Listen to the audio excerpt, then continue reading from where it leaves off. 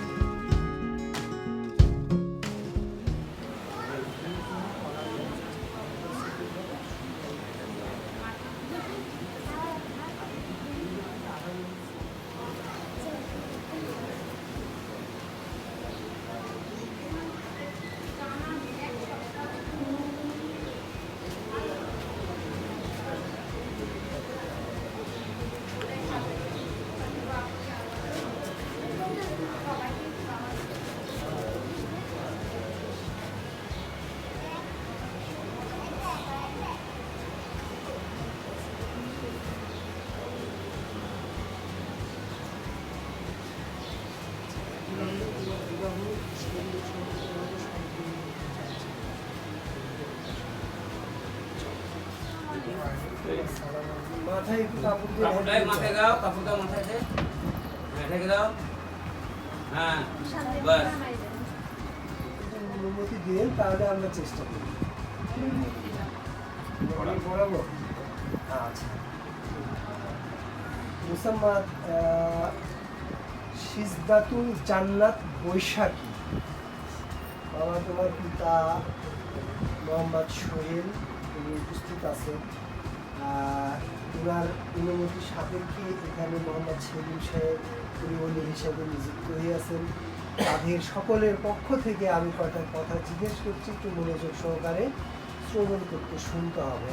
নাটোর জেলা নাটোর সদর থানাধীন ধরাইল নিবাসী মোহাম্মদ ইয়াকুব আলী সাহেবের পুত্র মোহাম্মদ মেহেদি হাসান ধার্যকৃত মহর 1 লক্ষ টাকা স্বর্ণ অলঙ্কার দেওয়া হয়ে গেছে। আচ্ছা ঠিক আছে। যে স্বর্ণ অলঙ্কার এখানে নগদ যেটা বুঝাইয়া দিয়েছে এখানে 52,700 টাকা বুঝিয়ে পাওয়া গেছে তো? জি জি। অবশিষ্ট বাকি হচ্ছে 47,300 টাকা। উক্ত মহরে বিবাহের প্রস্তাব রেখেছে। আমার কথা পরিষ্কার বুঝতে পেরেছো বাবা? বিবাহের প্রস্তাবে রাজি আছো? আমাদেরকে সম্মতি জানাও, কেউ কথা বলবেন না। আল্লাহর উপর তাওয়াক্কাল করো, তাহলে শুকরিয়া আদায় করো, আলহামদুলিল্লাহ। একটু পরিষ্কার করে বলো, আর একটু পরিষ্কার করে বলো। জি আমরা শুনেছি স্পষ্ট।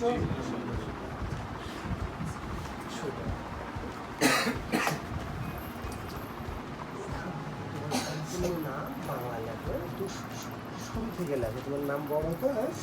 একবারে শুরু থেকে মুসাম্মাদ সিদ্দাতুল জান্নাত বৈশাখী।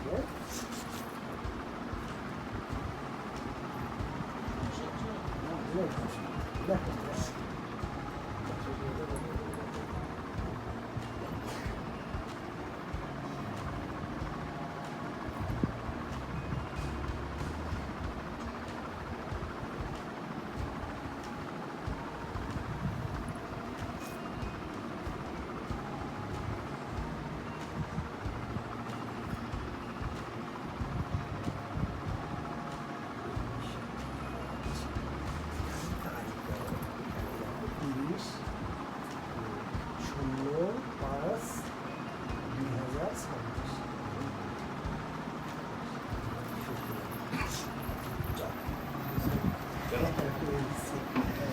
থেকে ধার্যকৃত মহর 1 লক্ষ টাকা, নগদ স্বর্ণ অলঙ্কারের মূল্য বাবদ 52,700 টাকা বুঝিয়া পাইছে নগদে। বাকি হচ্ছে 47,300 টাকা। উক্ত মহরে এই যে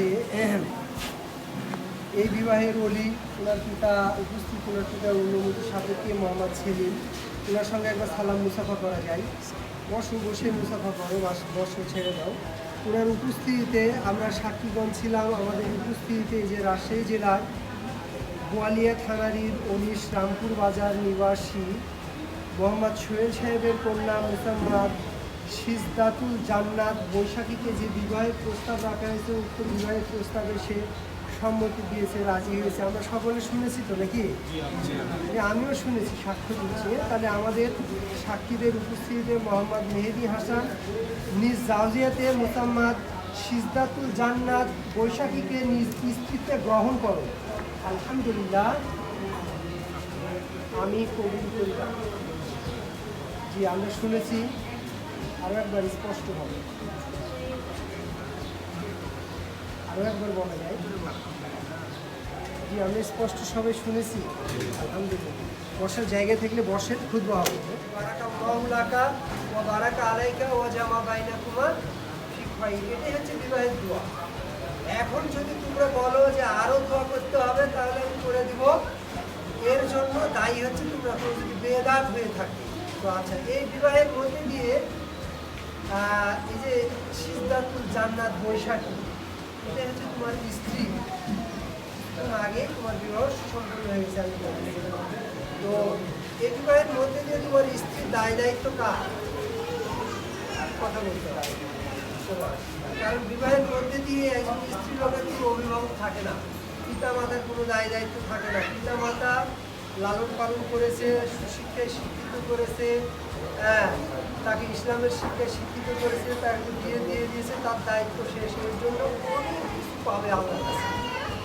আর বিবাহ থেকে শুরু করে মৃত্যু পর্যন্ত দায়িত্ব হচ্ছে তার হাজবেন্ডের। তার ভালো মন্দ এবং তাকে ইসলামের আহকাম অনুসারে পর্দার মধ্যে দিয়ে পরিচালিত করার দায়িত্ব তার। সংক্ষিপ্ত আলোচনায় তুমি আজকে আমাদেরকে কথা দিচ্ছ যে তোমার স্ত্রীকে ইসলামের হুকুম আহকাম অনুসারে পরিচালিত করা হবে ইনশাআল্লাহ। যে আল্লাহ তৌফিক দান করুন। ইয়ামানিল্লাহ, কি ভাই দোয়া আরো করবো? ইনশাআল্লাহ করেন। আপনারা বললে করবো। দোয়া করেন। আল্লাহুম্মা সাল্লি আলা মুহাম্মাদ ওয়া আলা আলি মুহাম্মাদ কামা সাল্লাইতা আলা ইব্রাহিম ওয়া আলা আলি ইব্রাহিম ইন্নাকা হামিদুম মাজিদ। আল্লাহুম্মা বারিক আলা মুহাম্মাদ ওয়া আলা আলি মুহাম্মাদ কামা বারাকতা আলা ইব্রাহিম ওয়া আলা আলি ইব্রাহিম ইন্নাকা হামিদুম মাজিদ।